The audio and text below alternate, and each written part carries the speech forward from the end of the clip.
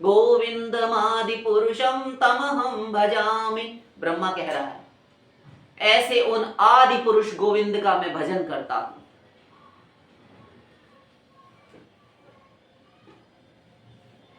तो ये हुए महाविराट। एक बचे गर्भोदशाई विष्णु, एक कारणार्णवशाई विष्णु। वो भी एक एक लाइन में समझते चलो, यद्यपि बहुत समझाया है। गर्भोदकशाही विष्णु होते हैं जो अनंत कोटि, या फिर भी अनंत कोटि विश्व ब्रह्मांड आगे समझाना आवश्यक है। अनंत कोटि विश्व ब्रह्मांड के प्रत्येक कण कण में, जिसको आप कहते हो घट घट व्यापी राम, सर्वव्यापक है प्रभु। शंकर जी ने भी कहा था प्रभु व्यापक सर्वत्र समाना। भगवान सर्वव्यापक हैं और सर्वत्र हैं और समान रूप से हैं। 1/2 भगवान, 1/4 भगवान, 1/6 भगवान। सही बटे भगवान के तुम्हारे गणित के अनुसार नहीं होते। भगवान जहां कहीं भी हैं पूर्ण होते हैं। इसीलिए वेद में बृहदारण्यक उपनिषद में कहा गया ओम पूर्णमदः पूर्णमिदं पूर्णात् पूर्णं मुदच्यते पूर्णस्य पूर्णमादाय पूर्णमेवावशिष्यते। अव्यक्त पूर्ण है, व्यक्त भी पूर्ण है और पूर्ण से ही पूर्ण संभव हो पाता है। जो स्वयं अपूर्ण है वो दूसरे को क्या पूर्णता प्रदान करेगा भला? स्वयं तो पूरे हो लो पहले, तुम आधे अधूरे दूसरे को क्या पूरा करोगे? पूर्ण से ही पूर्ण संभव हो सकता है। अपूर्ण में से पूर्ण कम हो, पूरे में से पूरा निकाल लो तो भी पूर्ण ही बचे, ऐसा पूर्ण होता है। कुछ ऐसा पूर्ण, उसे अनंत कहते हैं, वही भगवान है। पूर्णमेवावशिष्यते, वो तब भी पूरा ही बचेगा।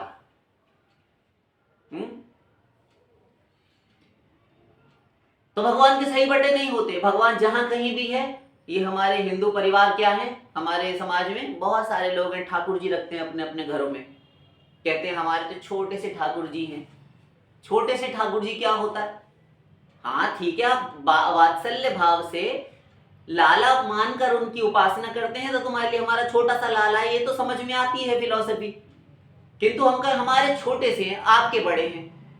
तो क्यों जी, जिनके बड़े हैं, जिनके 1 किलो 2 किलो 5 किलो के हैं, तो उनमें उतनी बड़ी शक्ति रहती है। और आपके जो 50 ग्राम के हैं जो आप लाए थे दुकान से खरीद कर, तो उसमें शक्ति होती ही नहीं, अथवा होती है तो बहुत अत्यल्प मात्रा में।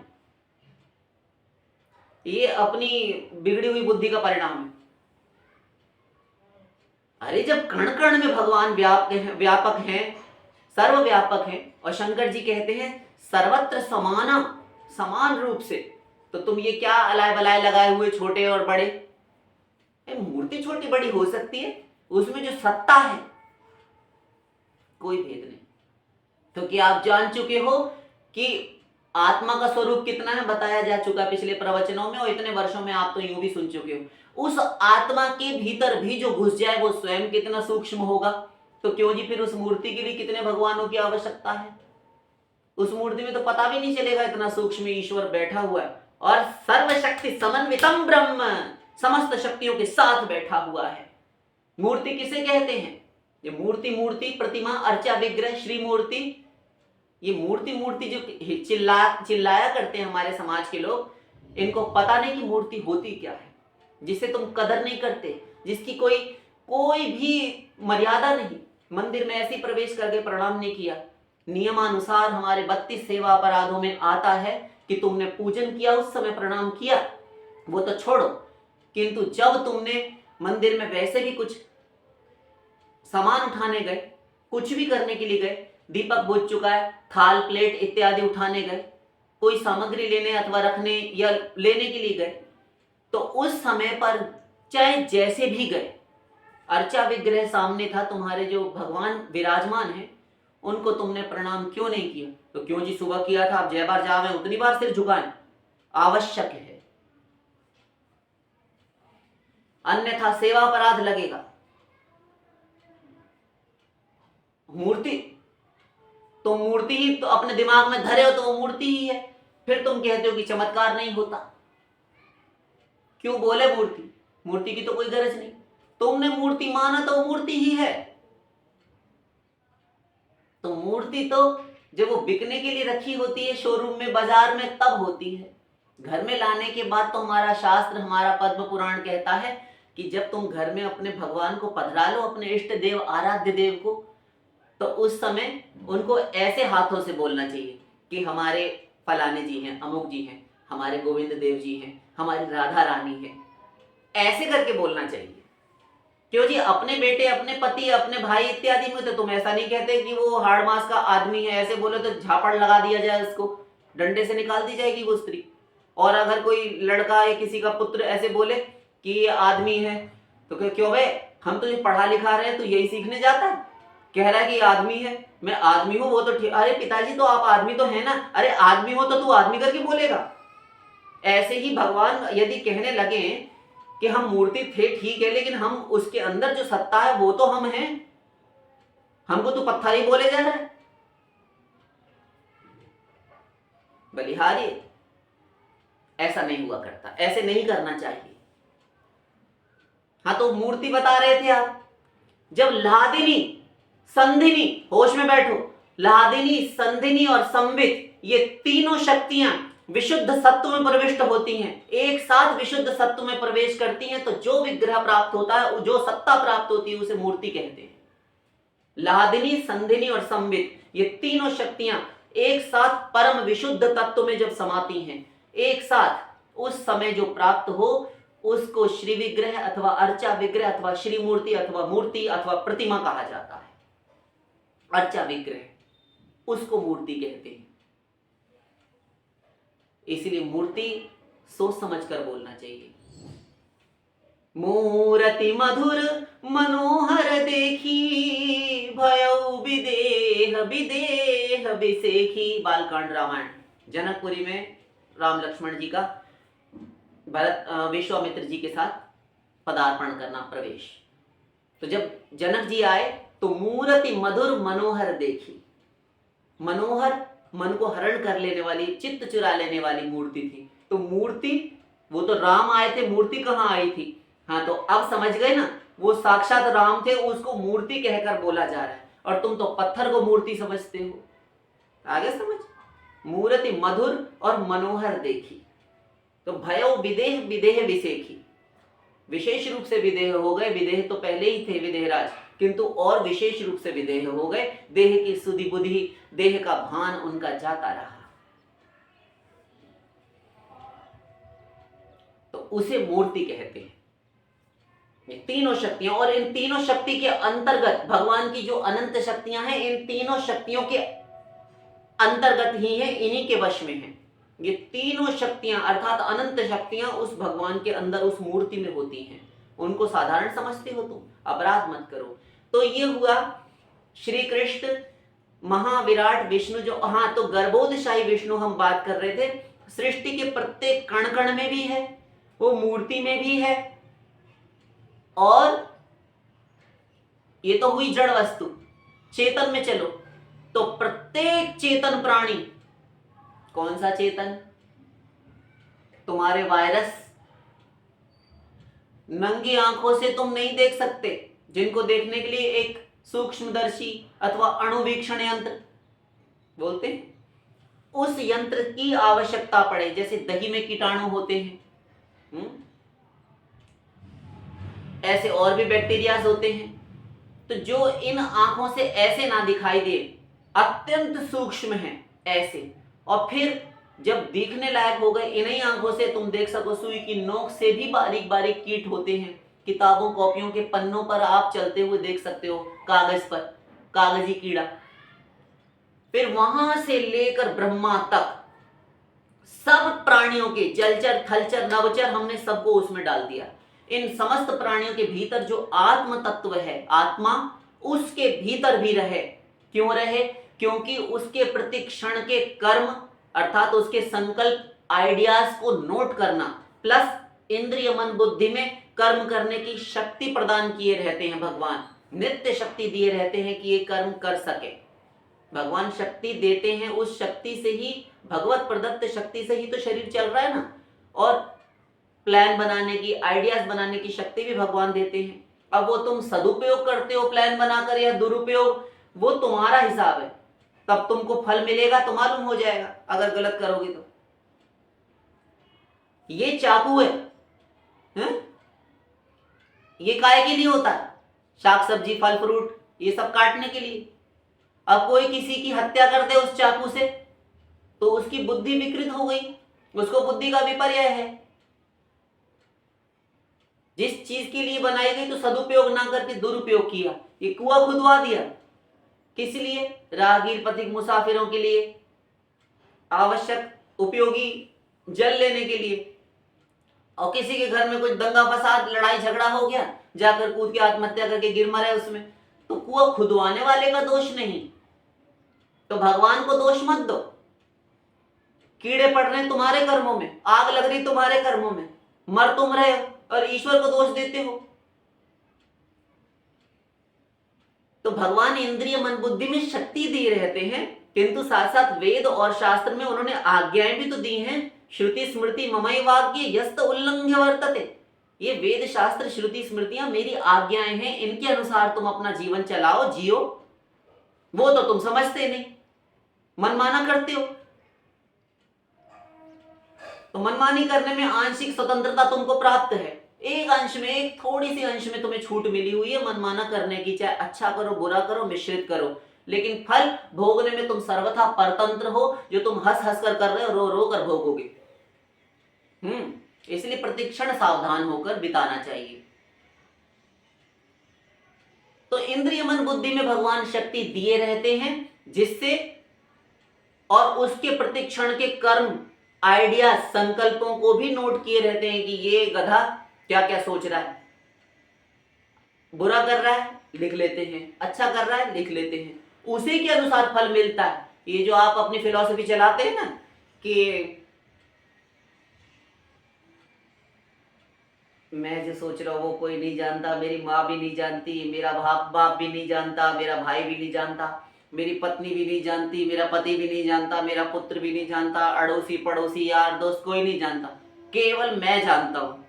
भीतर बैठे गर्भोदशाही विष्णु, सावधान, गर्भोदशाही विष्णु जो हम दूसरे विष्णु की बात कर रहे हैं वो सब नोट करते रहते, हंसते और हंसते हंसते लिखते हैं।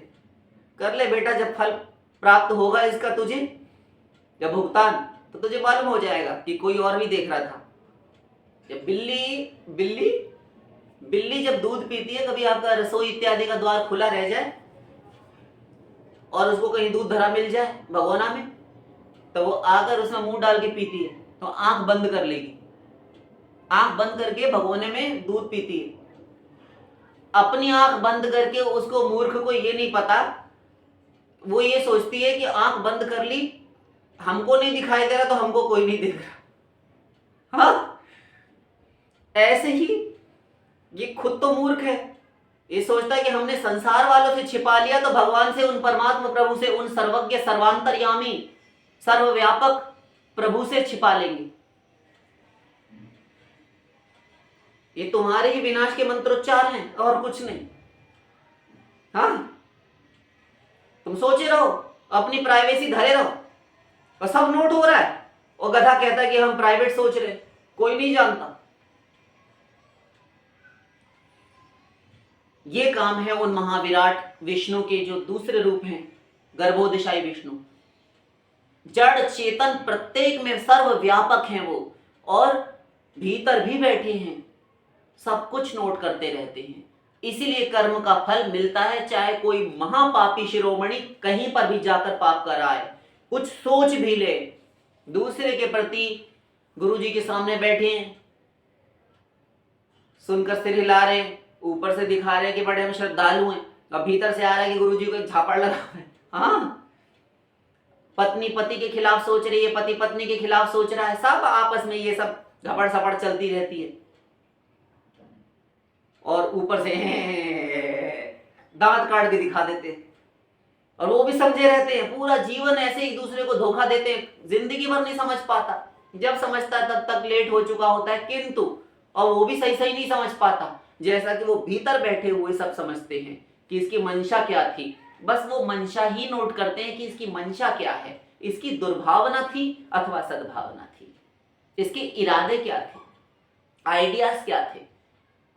वो जो नोट करते हैं वो गर्भोदशाई विष्णु, इनको अंतर्यामी कहते हैं। ये सर्वांतर्यामी है प्रभु। सर्वभूताधिवास वेद कहता है, समस्त प्राणियों की, समस्त भूतों की आत्मा में भीतर निवास करने वाले, इसीलिए कुछ नहीं बच सकता, तुम्हारी प्राइवेसी नहीं चलती, इसीलिए दंड मिलता है। और जो पापी लोगों को दंड मिलता है तो भले ही इस जन्म में ना करते पाया हो, किंतु वो कहते हैं ना, हमने इस जन्म में तो किसी का, अरे तुमने इस जन्म में किसी का नहीं किया, वो तो बही खाता वहां दर्ज है, वहां जमा है, उनसे पूछो। तो दूसरा भी समझ गए। एक होता है कारणार्णवशाई विष्णु। कारणार्णव जो एक कारणों के महाप्रलय के जल में अकेले शयन करते हैं। दुर्गा सप्तशती का प्रथम चैप्टर, प्रथम अध्याय, प्रथम चरित्र महाकाली, बस वही। एकार्णवे अहिशयनात् तथा महा एकार्णव के जल में भगवान निद्रा मग्न थे, योग निद्रा में थे, और जब करवट ली तो कान खुजा दिया।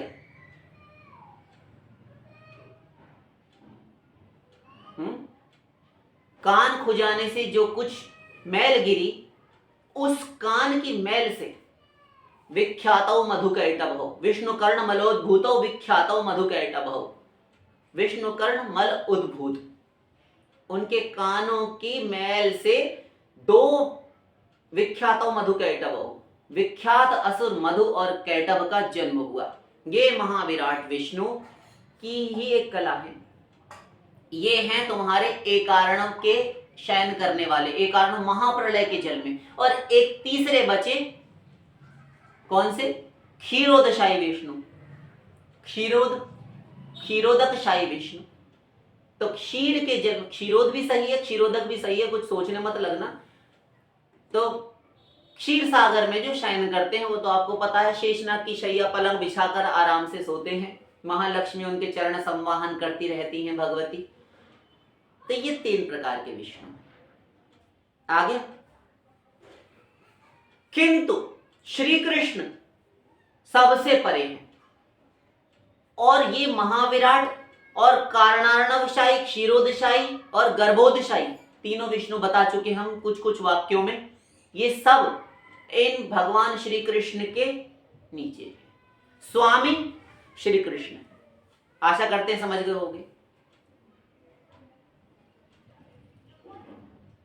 अब आया तो ये जो भगवान है ना, गर्भोदशाई विष्णु जो भीतर नोट करते हैं सब कुछ, अंतर्यामी, वो प्रभु जो हैं ब्रह्म के उपासक ज्ञानी, निर्गुण निर्विशेष निराकार के उपासक ज्ञानी, और सगुण सविशेष साकार परमात्मा के उपासक योगी लोग। तो ये जो चतुर्भुज हैं, इन श्री हरि नारायण विष्णु की उपासना करने वाले जो होते हैं, उनकी शरण में जो जाते हैं, उनकी संज्ञा है योगी। वो अपने हृदय देश में, हृदय गुहा में ध्यान करते हैं, अपने हृदय में देखते हैं उन भगवान को, चतुर्भुज रूप नारायण का ध्यान करते हैं, लक्ष्मीपति का। ये है परमात्मा। इनकी केवल लीला नहीं होती, ये अवतार नहीं लेते, इसलिए लक्ष्मीपति अवतार कभी नहीं लेते। अब होश में रहना, कोई समझाए तो कोई बात नहीं, वहां से चले आना। दुर्भावना गधे के प्रति, चांडाल निंदनीय के प्रति भी मत करो, किंतु तुम्हें ज्ञान रहेगा तो तुम मुस्कुरा दोगे कि इसको पता नहीं है इसलिए बक रहा है। अब किसी की बात में मत आना कि लक्ष्मीपति जो विष्णु है अवतार लेते हैं। विष्णु के अवतार श्री कृष्ण है, राम है, नरसिंह इत्यादि हैं। श्री कृष्ण के अवतार हैं सारे, श्री कृष्ण अवतारी हैं। एते चांश कला पुंस कृष्णस्तु भगवान स्वयं इंद्रारिव्याकुलम लोकम मृडयन्ति युगे युगे। भागवत प्रथम स्कंद में श्लोक है, पढ़ लेना। श्री कृष्ण अवतारी हैं। कृष्णस्तु भगवान स्वयं, श्री कृष्ण स्वयं भगवान हैं। बाकी सब एते चांश कला, ये अंश कलाएं हैं भगवान की। नरसिंह, राम, कूर्म, कच्छप, वराह, मोहिनी, हयग्रीव इत्यादि, परशुराम इत्यादि, ये सब उन श्री कृष्ण के कला अवतार। अंशावतार, अंशांशावतार, आवेशावतार, शक्त्यावेशावतार, ये अवतारों के प्रकार बता रहे हैं। ये सब एक जैसे नहीं होते, किसी में कम शक्ति, किसी में अत्यंत अल्प शक्ति, अत्यल्प मात्रा में, किसी में आवेश शक्ति भगवान आधान करके भेजते हैं। तो कोई पूर्ण अवतार, कोई पूर्णतम अवतार जो साक्षात श्री कृष्ण है, परात् परिपूर्ण, पुरुषोत्तमोत्तम। पुरुषोत्तम तो राम है, पुरुषोत्तम कि पुरुषोत्तमोत्तम ये श्री कृष्ण है।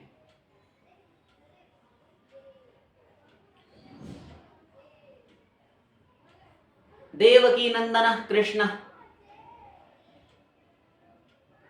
वो श्री कृष्ण देवकी नंदन है। शास्त्र के यो वै हवै कृष्णम परमं दैवतम, गोपाल तापनी उपनिषद वेद कह रहा है। तो वो ज्ञानी का उपास्य कौन हुआ? परमात्मा। अब तीसरा भगवान आपका वाला, तो ये भगवान क्या होता है? वही जिसकी शरण में आप लोग हो। भगवान, भगवान किसे कहते हैं? जब भगवान की बात चली तो समझ लेना चाहिए कि भगवान होता क्या है।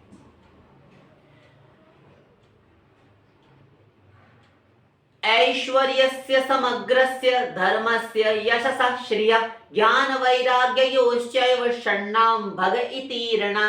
ये ज्ञान और वैराग्य और ऐश्वर्य, धर्म, यश, श्री,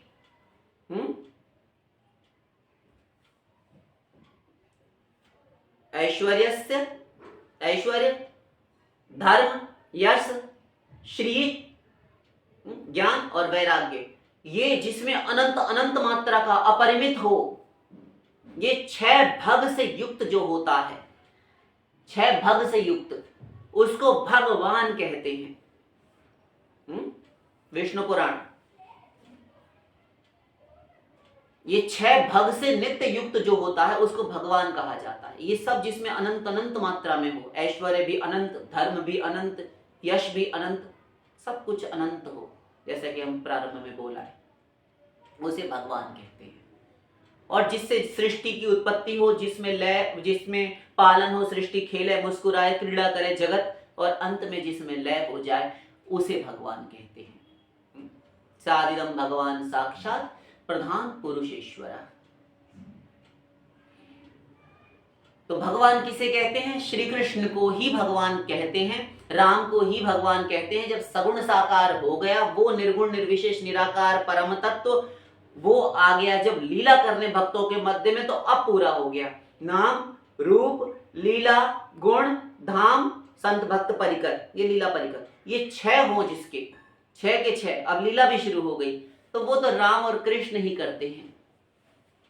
इसीलिए नरसिंह इत्यादि ने जो लीलाएं की, आकर हिरण्यकशिपु को चीर डाला, जैसे चटाई बनाने वाला सेंठा सरकंडे को या बांस को चीर डालता है, ऐसे ही फाड़ डाला भगवान ने उसको। तो ये सब लीलाएं जो हुई हैं, क्रोध किए जो भी, ये सब श्री कृष्ण ही हैं, ये विष्णु नहीं थे। ये नारायण अवतार नहीं लेते, लक्ष्मीपति अवतार नहीं लेते, ये होश में रहना अगली बार, ये श्री कृष्ण ही थे। बलदाऊ बलराम भी श्री कृष्ण ही हैं, राम भी श्री कृष्ण ही हैं। आगे तो भगवान किसे कहते हैं? श्री कृष्ण को। भगवान शब्द राम के लिए, कृष्ण के लिए ही उपयुक्त है और उन्हीं के लिए लिया जाना चाहिए।